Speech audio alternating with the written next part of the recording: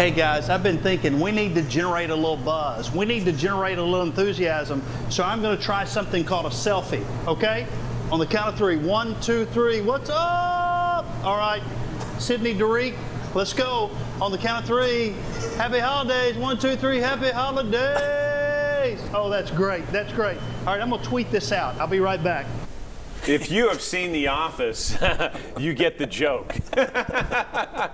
Keith Carver, that is so much fun. You said it's a great way to engage with students and make you approachable, and it's happened. I know your followers have gone way up because of that. I want to shift to the College of Veterinary Medicine because we talked about that at the top of the broadcast, and that may be some of the ways that our viewers know the Institute of Ag intimately. You've gone through some changes there as far as updates to the campus and the resources. Explain that for people and what they find if they walk in those doors. You know, I think when you go in there, you see it looks much more like what you might expect in a small vet hospital or vet clinic, but yet they're doing everything from research and treatment of small animals to working on large animals from the zoo, horses. You know, you're routinely seeing horses coming down on trailers from Vermont, up from Florida, to be treated by our physicians there, and it's absolutely amazing. I think one of the wonderful aspects of it is it's growing. Currently, we've just opened the new Teaching and Learning Center there, which you see off Neyland Drive. What's coming, though, is an expansion to the hospital, and we'll be expanding our students. We're going to grow to where we have a little over 425 students annually studying there. So and what is it now? Great demand. Just under 300. Just under 300. So yet again an example of where UT is growing, and we're seeing other high-level higher education institutions shrinking. Randy Boyd was here a few weeks ago and said he spoke to a Big Ten president who said they saw their numbers drop 15%. Tennessee's numbers, as far as students go, 15% rise. You're seeing that in the Institute of Agriculture? Absolutely. Last year, our students in the Herbert College grew by about 8.5%. So we're seeing that.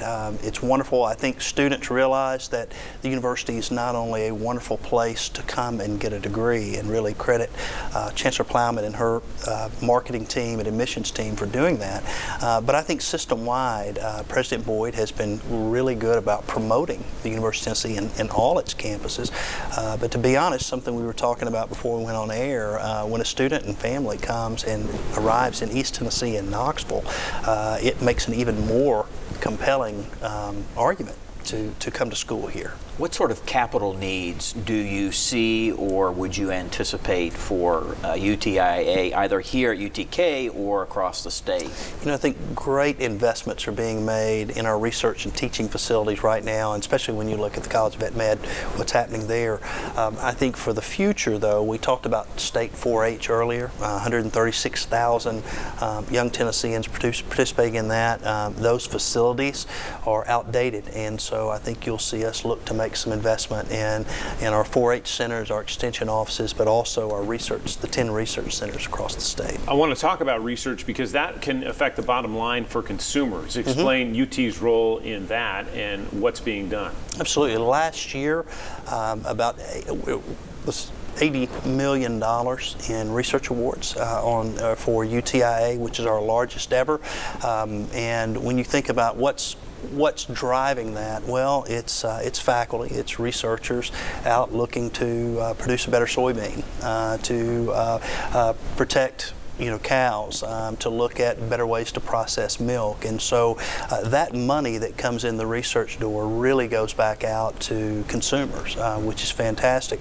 One of the exciting things in ag research, and John, I think you're a soccer fan, aren't you? Aren't you a soccer fan? I love soccer. One Knox, let's go. That's right. So if you look at FIFA 2026, our turf grass researchers will be responsible for the turf grass in all the stadiums for the World Cup in 2026, and so it's going to take us a while to ramp up and get ready for that. But UT's flag will be firmly planted in an international stage, and we're very excited about that. You've been around long enough. You remember before that bridge was built. Absolutely. That linked UTK over to UT, what we call the Ag campus. I just wonder, is there any frustration there that maybe, that side of the campus appears to get all of the love and the attention, and yet there is so much that's going on just on the other side of the bridge? And literally on the other side of the tracks. Right. Absolutely. The other side of the tracks, Absolutely.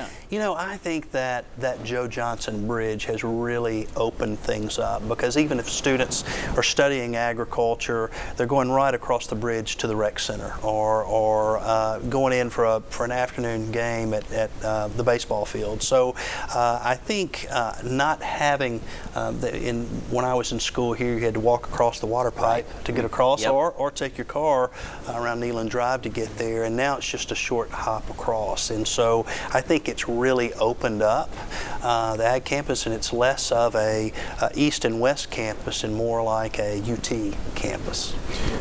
Go ahead, John. One last question. I'll put you on the spot, and you'll say, John, you're getting way ahead of yourself. Someday, Randy Boyd probably won't be the president of the system. Any interest in you doing that? I have. I've enjoyed every job I've had at the University of Tennessee. I would see being the senior vice chancellor, senior vice president at the Institute for Agriculture.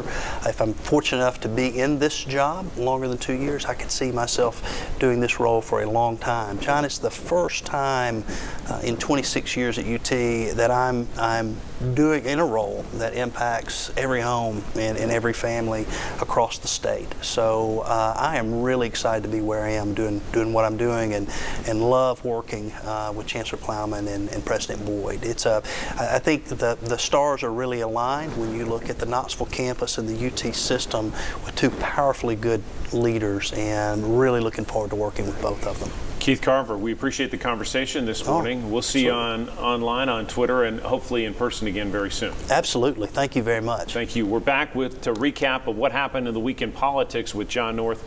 It was a busy one.